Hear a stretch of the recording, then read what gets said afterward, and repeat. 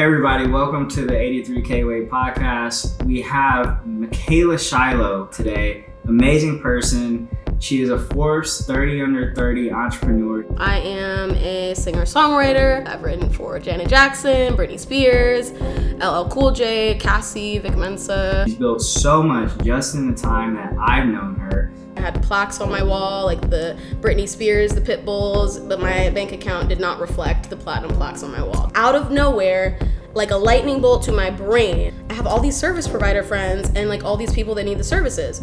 I literally, when I got home, I go in the house, I sit down, I go on Wix.com and I build hard drive, like right then. I'm sure you're gonna be impressed. Tune in and let me know what you think. See you.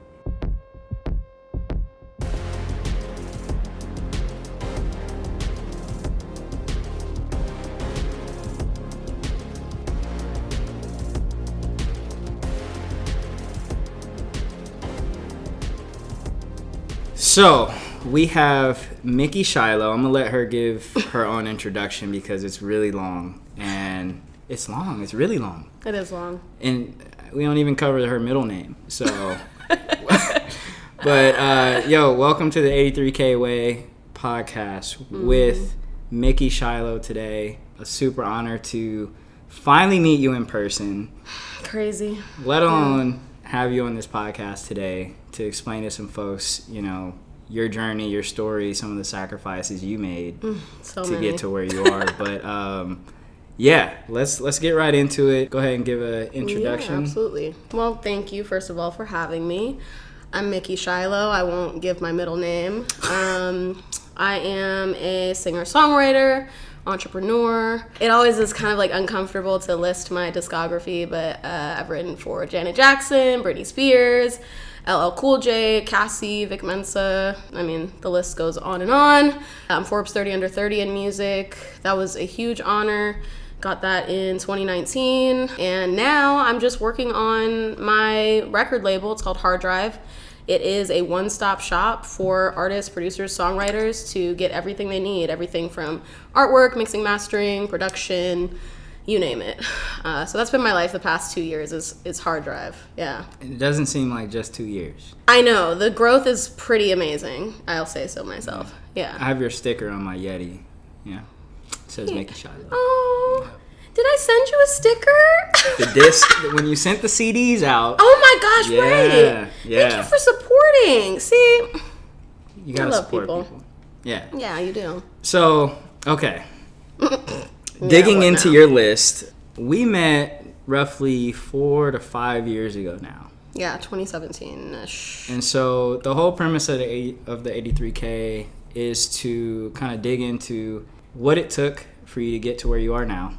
Mm-hmm. A lot of times you'll see a lot of interviews or conversations. I like calling these conversations because we're grab a drink, hang out, chill by the fire. So a lot of people, they'll interview people or talk to people who have already quote unquote made it, but they don't necessarily go in depth on their journey, what you had to go through and where you started. Right? Mm-hmm. They're just like, hey, I'm a multimillionaire. Go buy my course. Right. Yeah. So when we met, you weren't on Forbes 30 under 30 yet. Mm-mm. Where were you at then? And was HRDRV already hatched? I know you also have Bedroom. Yeah, Bedroom Records. Yeah, that's just my personal little. But it's out there, right? And people follow it. People, people follow you. Yeah. So where were you at then when we met? And what were you hatching? And kind of what hills did you have to climb? Yeah, absolutely. Throughout this process. 2017, I was just restarting my artist career, honestly. When I got into the music industry professionally, I was 15. Mm-hmm. So it had been a lot of ups and downs, learning the music business, and I got signed when I was 15 too. That's when I first started. So thankfully, I guess meeting the right people mixed with my preparation at a young age, because I started recording myself on Pro Tools when I was 12. So I just already knew what I was doing just from recording. That's why my label is called Bedroom, because I started in my bedroom. That's where I record to this day. Anyways, fast forward to I signed to Darkchild when I was 17, and then I left Darkchild when I was 19, and I was an indie artist there on out, and that's back 2011. So let's fast forward through 2011 to 2017. I was diagnosed bipolar in 2013, and that was a huge... It explained a lot of things for me. I didn't even know it ran in my family, but when I was diagnosed, I found out that it runs on my dad's side of the family. I'm like, thanks for telling me, guys. Okay, cool. That's a lot. That's a lot. It's a lot, especially when you're in an industry that really heavily relies on drinking and smoking weed. And it's just not a very healthy environment for a young girl that just got diagnosed bipolar. So, you know, I had to learn to take care of myself, which that's really the catalyst after 5 against my will psych ward hospitalizations. Wow. Yeah, from 2013 up to 2017, which is when we connected. And again, what was the catalyst to those manic episodes, or, you know, my disorder flaring up was again, smoking a lot of weed. It was always precursed by that. Wow. Yeah, it was always weed. I've never done drugs. You know, people would see me, like, real drugs. No cocaine, no Molly. Not the real stuff. No E. I've never, it's been weed and alcohol. And long story short, after my 5th hospitalization, I'm like, okay, I think it's time to grow up now. Like, girl, chill out, get your shit together. I was actually making money then. So I know this is all scattered. This is how the journey feels. It's like a big scatter. It feels scattered when you looking back on it. I had started making good money in 2015 on a website called Sound Better. Okay. And Sound Better is a marketplace. You get on there, you provide your music services. Like, mine was vocals. I was doing a lot of feature vocals, demo vocals for producers. Sound Better is still around? Yeah, Sound Better is still around. They actually sold to Spotify a year and a half, 2 years ago. Wow. So they got a good nice little break.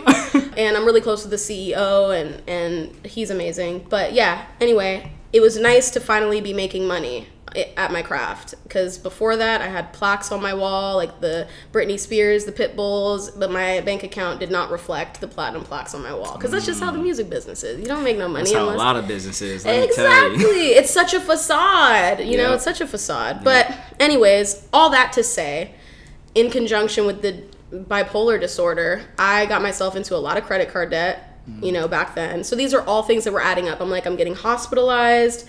I am racking up crazy amounts of credit card debt.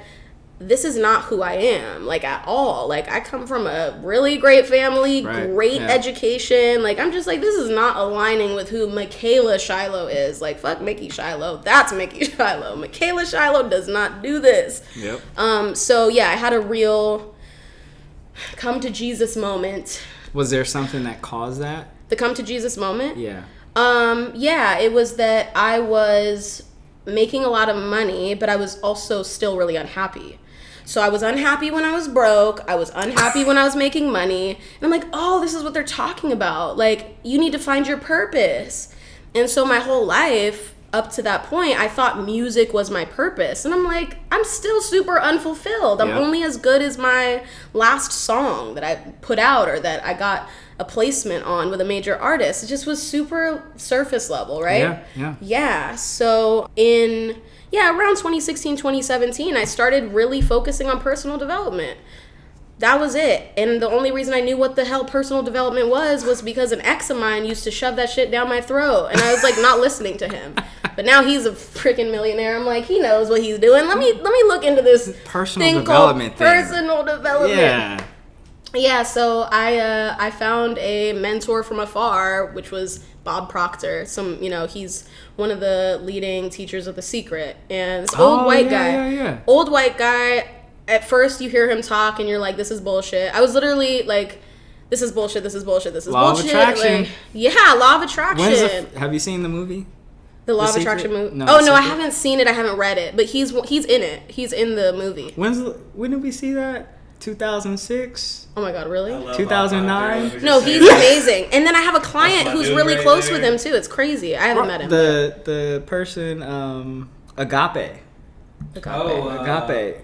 Michael D. Beckwith. Yeah, Michael Beckwith. Yes. They sound rich. Who's that?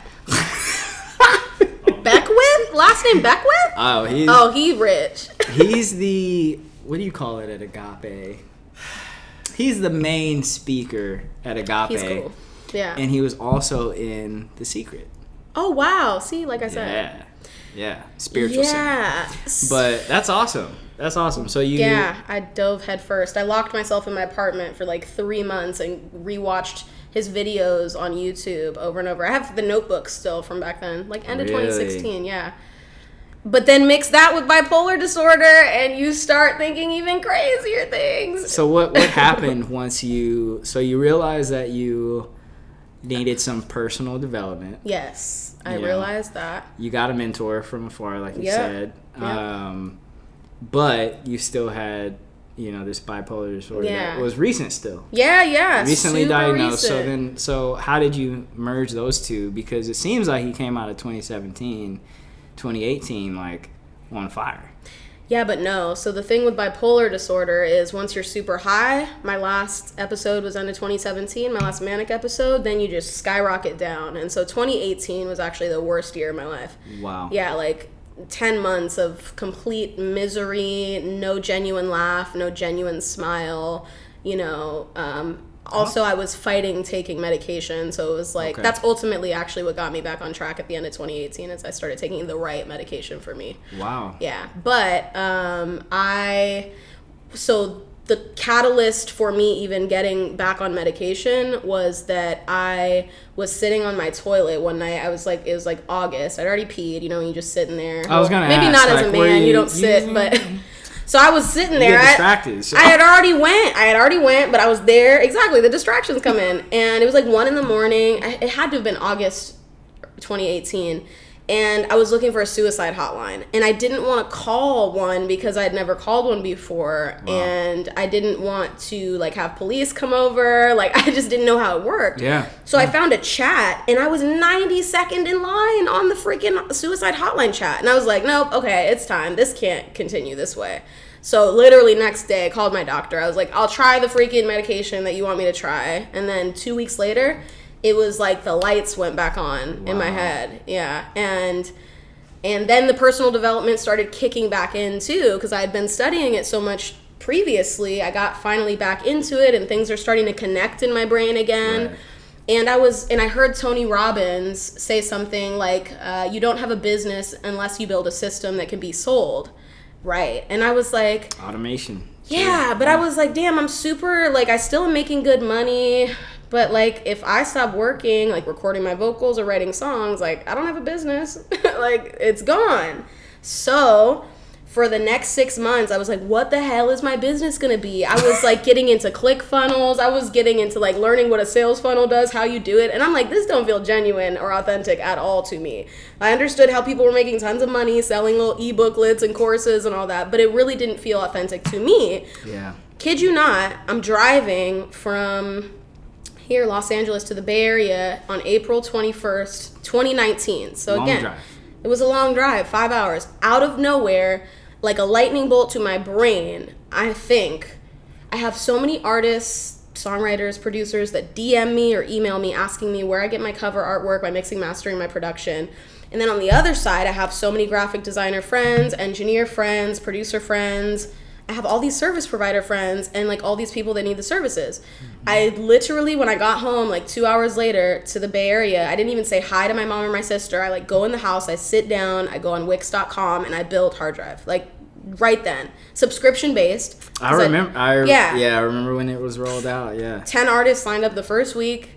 We were providing a lot of cover artwork. It was mostly that in the beginning. Okay. By the end of the year, 300 members. End of year 2, 1,400 members. Now 2,300 members. And it's organic. So if I was paying for marketing, we'd be in a different space. But didn't do that yet because we're still building the new web app. And I just need it to be what I want it to be before we go that big. So that's amazing. You went up to over 2,000. Yeah, we're at 2,300 members now. And it's which 2.5 years. Insane. Well, it's insane for me and to a lay person, but in startup, it's 2,300 users, right? It's just very non-impressive. But yes, I created something that didn't exist. Based on your overhead. Oh, absolutely. That's what I was about to say. Yeah, it's phenomenal. I'm just saying, of course, I'm always in to my detriment comparing myself to other startups, and I'm not there numbers wise. I do the same with mine. Yeah. I mean, I'm sure everyone does it. Yeah. But now you're here. Oh yeah, and I'm in a really great position. And if someone goes to, I believe is it MickeyShiloh.com? Yeah, MickeyShiloh.com. If someone goes to MickeyShiloh.com and they just start scrolling. Yeah. Yeah.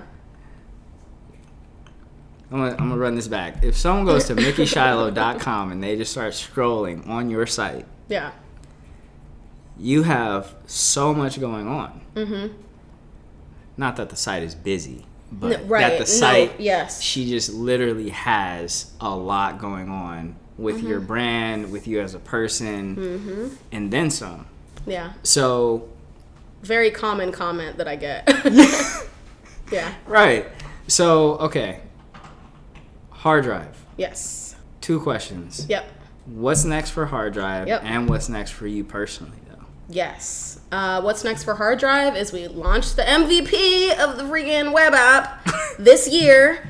I made the mistake of hiring the wrong team, the wrong web development team when we started last September 2020. Yeah, exactly. Wasted 6 months. Thankfully, only $40,000 because it's really a $400,000 app. But it's okay. I learned. I hired a new company that's amazing. They're phenomenal. A lot more expensive, but you get what you pay for, right? So. But hard drive is paying for hard drive. Right. Hard drive does pay for hard drive, but hard drive does not pay for the web app. Like, hard drive pays for Mickey. For Mickey. Hard drive pays for Mickey, for our service providers. That all is completely covered with profit, but it is not. The web app is a good thousands and thousands a month, and I've been doing that since September. It just doesn't. So this is a crazy story. So in March of this year, I get an email from one of our artists, and he says, hey, I know you mentioned not wanting to take investors for hard drive, but I have some disposable income. I'm curious if you're looking for investors. And I was like, I'm not, but I mean, I'll entertain this. And I was like, well, how much are you looking to invest? And mind you, I'm judging him completely because he's an artist on hard drive. Not because he's an artist, but I'm thinking, what money do you have to... You're just investing in your independent artist career. What? I'm thinking he's going to come back to me, I have $10,000, $15,000 I want to put in. This effa says, yeah, I can go up to $2 million. And I said, wait, skirt, we're getting on a call. So we get on Zoom. I won't say who he is, but he was a high-level CEO at a tech company. And I'm like, you're a rapper on hard drive, though. Whoa. I did not take $2 million. Everyone just know that now. Whoa. But I took enough to speed up the web development process. And, and he's silent. He's an angel, a literal angel and an angel. Just such a godsend I didn't know that I needed. So when that happened in March, it really just leveled up my focus even more to make sure that the web app is on point. So, you told me where hard drive is What's going. What's next for me? What's next for you? Next for me is, honestly, I'm coming kind of to a Diddy moment where, not literally Diddy, but how many name changes? Could be. No. Love his entrepreneurial mind, though. Coming out with the Ciroc? No. I mean, yes, would love to.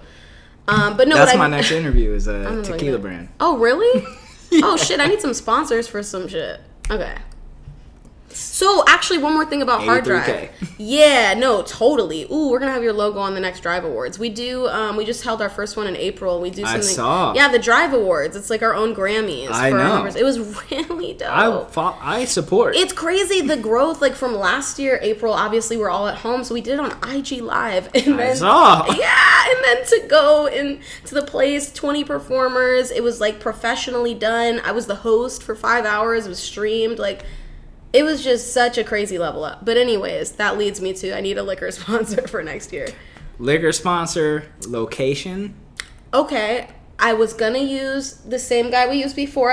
He has a bigger studio, but I will definitely look at your space. It's April. It'll be April next year. So we're planning on January. Oh, shit. Getting the place in Hollywood. Oh, and Hollywood is better. Sorry, Nathan. Damn it. It's okay. We'll circle back to that. Hey, but if it works, it works. If it doesn't, it doesn't. I think the coaster likes you. The coaster really likes me and this big ass ice cube. And that's But yes, me. What's next for me? Yes. I've done a lot of promoting my personal brand. Like, I've done a lot of audiobooks, done a lot of ebooks and regular books. How long did those take you? The first book I put out in 2019, it's called Indie Bread, How to Make Six Figures as an Independent Musician from Home. That took me 2 years to write, but on and off. I wasn't sitting there doing it. I really finished it in 2 months because that's when I sat down and finished it. Wow. And then I learned how to get it on Amazon, just Kindle Publishing Direct. You know, they figured that out, self-published. Since then, I put out like 6 ebooks. They're usually really short. I just put them on my website. I just started putting those on Amazon. My podcast, I started a few weeks ago. So really, like, me, why I said Diddy earlier, you Diddy distracted me. So Diddy, what I was talking about is his name changes, because I don't want to be Mickey Shiloh forever. I know that's been the past 10 years, but I've really been feeling like my government. I've been feeling Michaela. I've been feeling Michaela so deep down. If you look at my Instagram, you'll notice I put Michaela in the corner of some of the posts. It's very subtle. No one's looking at it, but it's where it's going, because even related to my past with just the manic episodes and like just bullshit I've been through, it's still very attached to Mickey Shiloh. For me, not for anyone else really. So was that songwriter Mickey Shiloh? Yeah, that was songwriter, artist, Mickey Shiloh. I want to get to Michaela, Oprah. We need Oprah level, Tony Robbins level. Like, that's where I want to go. That's next for me. So the TED Talks and the Good Morning America is 60 minutes. Yeah, it's all Michaela. Wow. Yeah. I like that. Yeah. So I understand the Diddy. That's what I meant. The Diddy moment no reference makes for me, sense. but maybe I'll get into liquor. I would love to get into real estate too. Like, real estate's fun. And really just mindset, just helping people change their mindset. So we're really aligned there with what you're working on too. It's big because a lot of people think, similar to what you said, like you were a songwriter, but you didn't feel like that was your calling. Like, you were doing it, you were good at it. As I was, that's where people get stuck too. You know, there's some people who are lawyers and are good at it, but is that your calling, or is the argument your calling? Is the building of that argument your calling? You know, what's at the core of that, instead of just saying like, this is it for me. Right, exactly. A lot of people don't, I have people reaching out like, hey, like, I saw you're doing this now. Like, can you teach me? Yes, for a price. You can sign up for the same course I took. And there we go. I doubled down and made it my own, right? So that's awesome. That's awesome. Yeah. I want to go back a little bit and figure out, we didn't really talk about sacrifice. We talked about your journey. Yeah. Kind of like the hurdles you had to climb and things that you had to conquer throughout that. I'll drink to sacrifice. I'll drink to sacrifice too. Trust me. Yeah. Wes will drink to sacrifice. Oh my God. We'll all drink to sacrifice. My drink on sacrifice. So throughout that time, I mean, it could be from creation of hard drive to hard drive now. It can be from, the starts from the beginning. Yeah. What have you had to sacrifice that really played a role in that transition for you? Yeah, well, fuck the transition. Hold on, let's go back earlier. Because when I think of sacrifice, I think about the easy sacrifices I made when I was 12, 13, 14 into high school, when instead of going to high school parties or dances, like whatever it was, I was in my room, like in Bedroom Records before I knew that would be my company. And I chose to record and write songs because that was what I loved. So it wasn't. That's why I call it an easy sacrifice. Wow. Whereas my friends were like, "Why aren't you coming?" I was just about to ask. You don't like to dance. You don't like to kiss boys. On AIM? Bro, that AIM chat be crazy. I'm like, y'all have fun getting your herpes and shit. I'll be at home recording these songs, but that's directly what led to my mastery at such a young age, and that's why, Darkchild, the first, second producer I was signed to, he was the biggest one at the time. Right, yeah. That's why he respected my craft, is because I knew how to record myself. He would send me tracks, and I would record, and he's like, what the hell, this girl's like 17, I don't get it. So yeah, that was the first types of sacrifices I was making, and at the time, I remember it I remember acknowledging that it was me sacrificing social time, but it was easy because I really did love like writing and recording. But fast forward to just the transition from 2017, 2018, 2019, like getting my mental health and my health like on track. The sacrifices was, okay, you can't smoke weed every day. That was hard at first because that was something I was so used to. Yeah. But after a month, you're like, all right, I'm not tripping. I've done a lot of rounds of celibacy too, like longest, I say 9 months. That's a big one.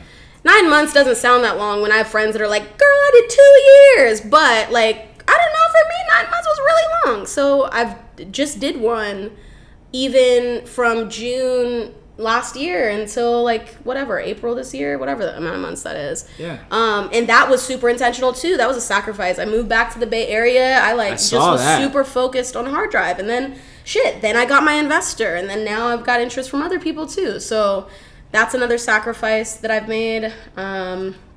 Really, it all amounts to social time for me. Social time and demons like weed. But now I don't demons like weed. That sounds so crazy. Wow, but it's not a real demon. It's just as a creative, like when you smoke weed, for me, it's like it just unlocks so many filters in a way, right? Same with drinking. That's why a lot of artists and creatives are freaking drug addicts or alcoholics. It really just removes that filter, and there's a physical reason for that too. I actually read about it in The Art of Impossible by Stephen Cutler. He talks about why alcohol or weed, like physically in your brain, like removes certain filters, inhibitions or whatever.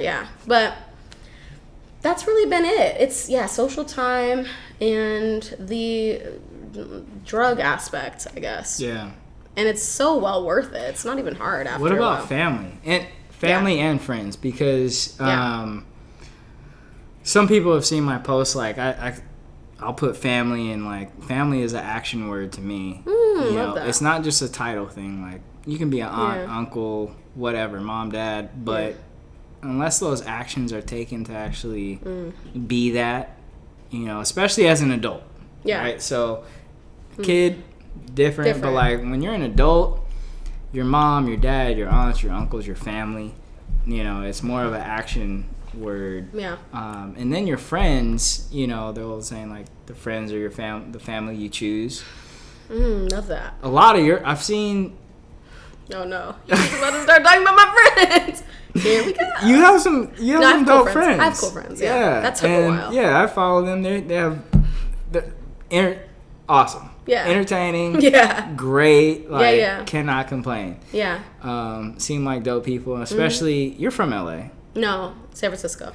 Same That's thing. right. Move back for people that are not from California. Same thing. Same thing. But so I moved cool. back. I went home for the past year, then came back. But how long were you in LA? Since I went to USC, so since I was 18. I didn't graduate, that's why I don't talk about it often. But I know, I'm not ashamed of it. Like, fuck it, I dropped out my sophomore year. But, I moved when I was 18 to LA. And then 18 to go to USC. And I was here until I moved home last year. And then stayed. I was here. And crushed it. That's a lot. Okay. It's hard to make it past your first year or two. But that's a lot of people's dream. And I've traveled around the world, both for military and personal. A lot of people, despite what people say about California, I hate getting into politics. I feel that. I will say this. I think politicians are the worst of us. Anyways, I don't care what side. Wait, I want to be president of America.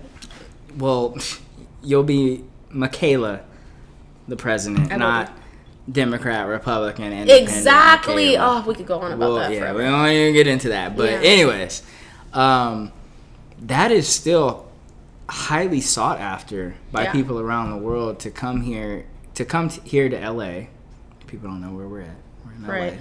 But to come here and try to make it, and that is something that you did. Yes, with the support of my family, to get back to family.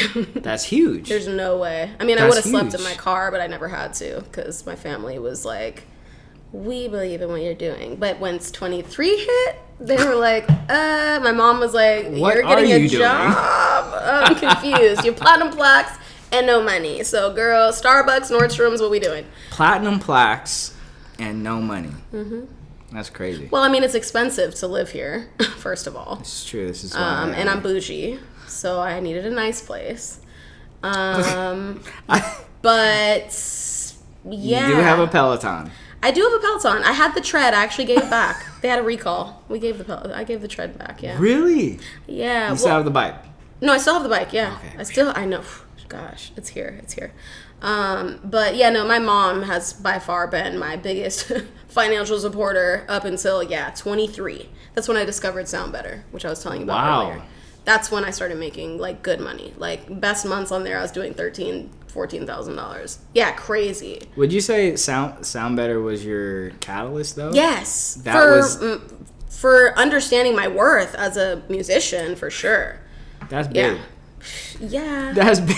Because a lot of people. So, I talk to many people, and on the podcast, off the podcast, it doesn't really matter. But like friends who can't figure out that thing or that catalyst, so to speak, to kind of transition them from, I'm just doing this because I know that I'm good at it, to I'm good at this and now I'm getting paid for it. Mm-hmm.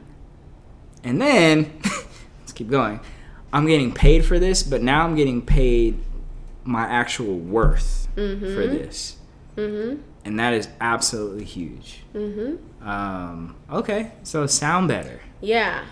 But then you also get to a place where, like for me, it was I'm making all this money, but yeah, it's not aligned with like my ultimate purpose. I'm not happy. I feel like I'm not impacting anybody but my one client that I did this song for. So I'm like, I've always wanted to change the world personally, so that's... Me too. Yeah.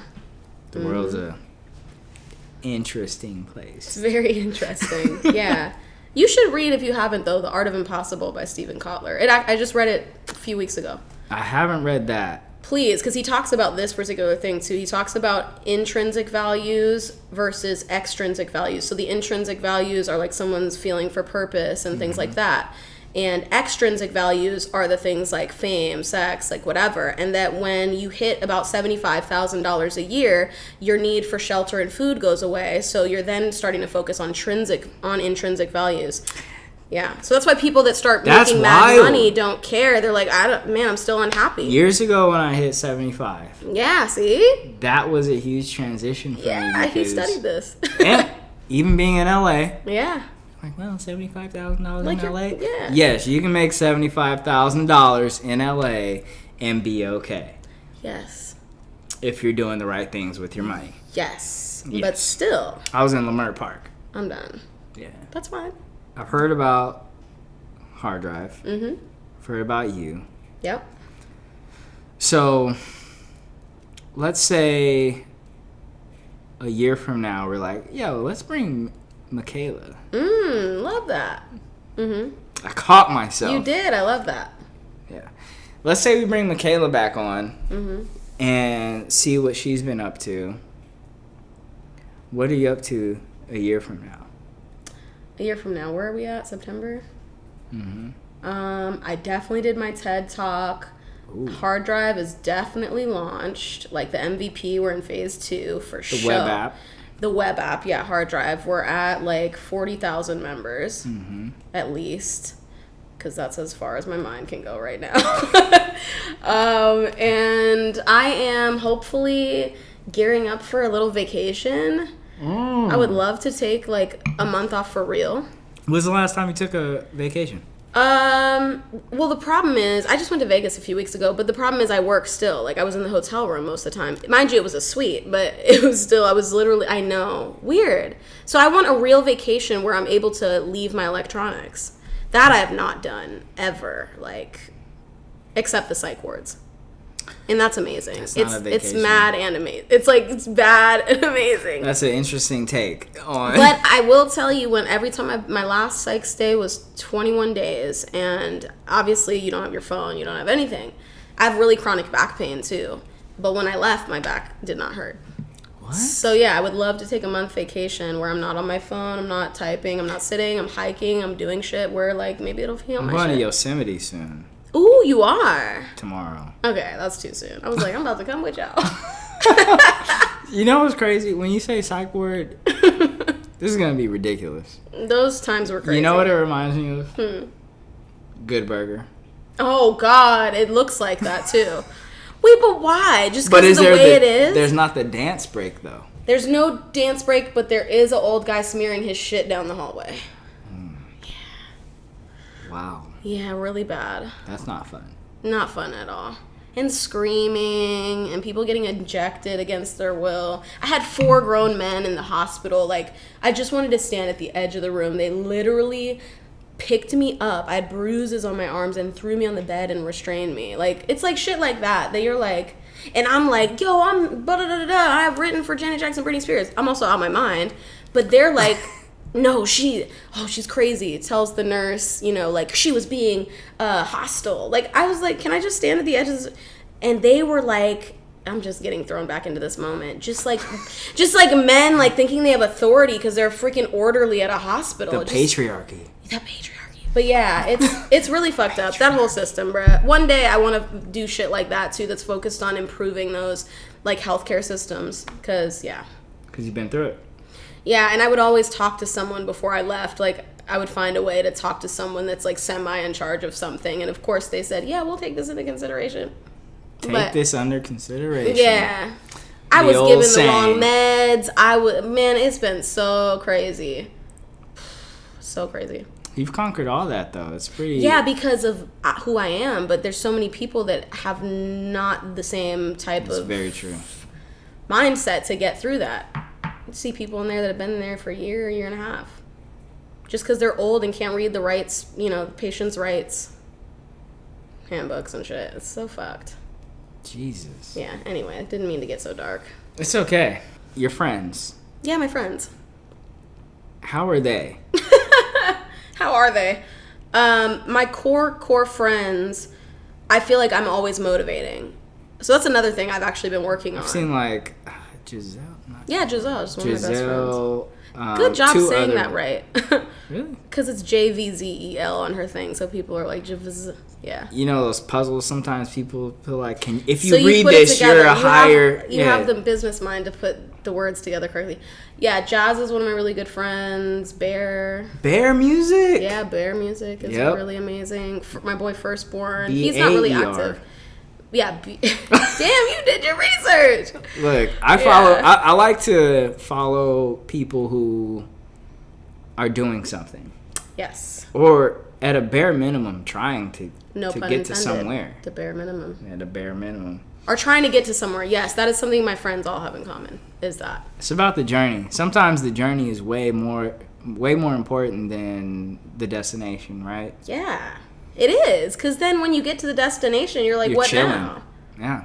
Like, this is going to be fun. People say that about getting to your first million. Yes. You get to 1 million. Oh, it's easy to get to 10.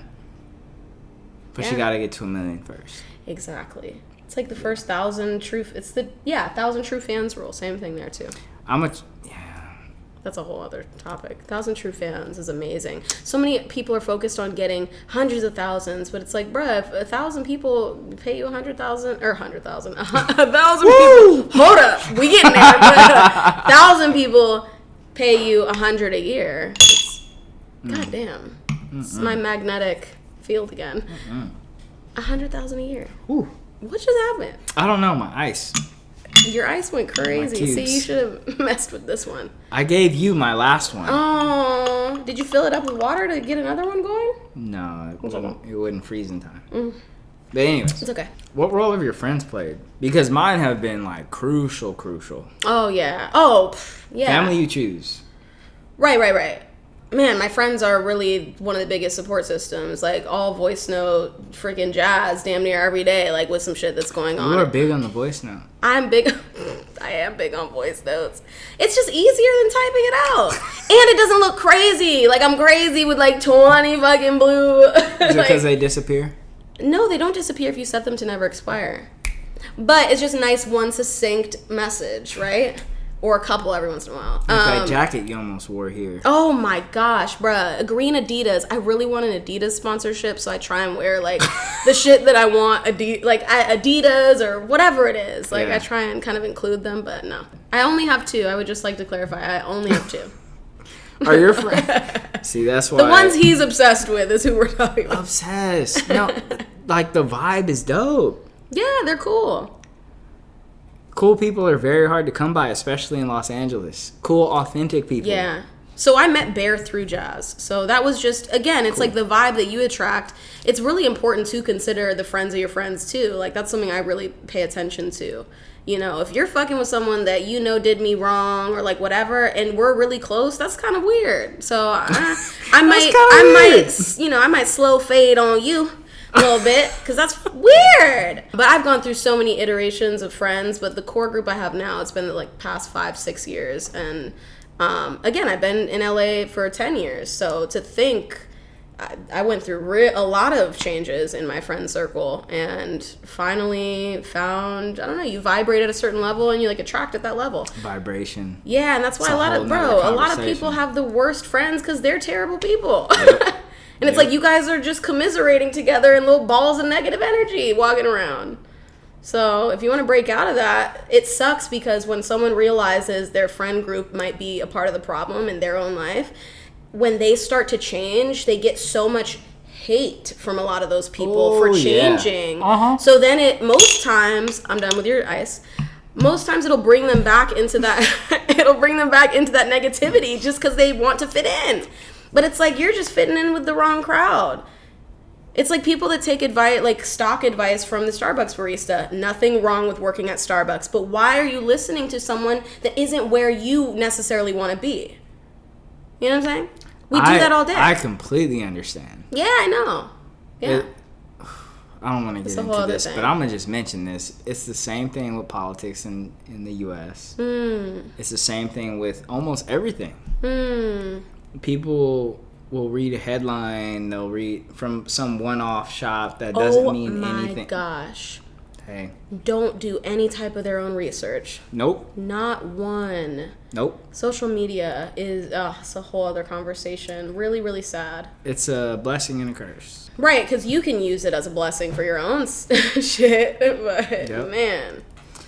All right, so we're almost done with our drinks. Yes. Which are like number 2 and 3 of our drinks. Yep. I'm going to go ahead and let you sign off. Where can people find you? You can find me on MickeyShiloh.com. Everything is Mickey Shiloh right now. Instagram, Google, YouTube, Twitter, LinkedIn. Actually, LinkedIn is Michaela Shiloh, I'm pretty sure. But yeah, I would check me out now because I'm going to do a name change at some point really soon. And then it's going to be hard to find me. Actually, not at all. It'll just be Michaela. But Mickey Shiloh everywhere as it stands today. As it stands today. Yeah. Thank you so much. Thank you. It's been amazing having you on and finally meeting you in person. I know. Yeah, after years of seeing like your growth and you freaking skyrocket. Never mind the dudes who've been to space recently, but like you like crushed it recently. Thank you. And that's been like amazing to watch. Thank you. Appreciate you being very transparent about everything. Oh yeah, always. And I do want to do a follow-up. Yeah. And we'll collaborate on some stuff. Yes. You will be in the meeting of the minds. Yes. Yeah. It's going to be crazy. Moto. It's going to be crazy. Thank you, everybody, for listening. Mickey, soon to be Michaela. That's so crazy. Back to the original Michaela Shiloh. Yes. On the 83K Way podcast. We'll catch you guys next time for the next episode. Hey. Great. Boom. Killed it.